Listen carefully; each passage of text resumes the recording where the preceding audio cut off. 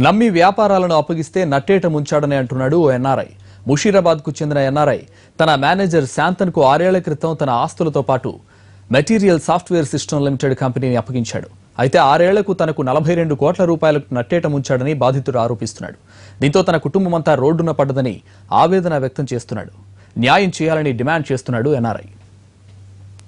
మేము అమెరికాలో ఉంటూ కష్టపడి సంపాదించిన డబ్బును వ్యాపారాభివృద్ధి కోసం పంపిస్తే ఆ డబ్బును పూర్తిగా తన సొంతానికి వాడుకోవడం జరిగింది.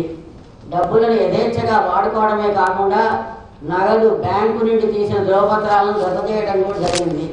నాకు నా కుటుంబానికి సంబంధించిన ఆస్తులను ఫోర్జరీ సంతకాల పేరుతో తన పేరు తన కుటుంబీకుల పేర్ల పైన బదిలీ చేసుకోవడమే కాకుండా 75 సంవత్సరాలు నాకు నా బంగారం 5 కిలోల బంగారాన్ని చివరికి నా పెన్షన్ డబ్బులు దిగమింగిన ఘరానా దొంగ ఇతడు.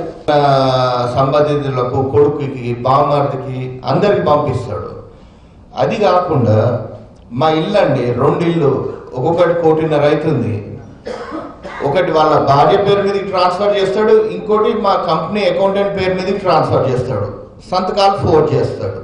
అది ఎఫ్ఎస్ఎల్కి వెళ్ళి సంతకాలు ఫోర్జ్డ్ అని వచ్చిన తర్వాత అయినా కానీ యాక్షన్ ఏమి ఉండదు. ఇది ఎఫ్ఎస్ఎల్ రిపోర్ట్ అండి. ఇక్కడ ఫోర్జ్డ్ అని వచ్చింది. దీనిలో ఇప్పటి వరకు కూడా ఏం ఇది ఉండదు. ఇట్లా కాకుండా మా కొన్ని ఆఫీస్ కాంప్లెక్స్లు ఆఖరికి నా ఇన్సూరెన్స్ అండి, ఒక Met Life insurance 23 లక్షలది, LIC 4 లక్షలది, insurance కూడా ఫోర్జరీ చేసి డబ్బులు విత్డ్రా చేశాడు.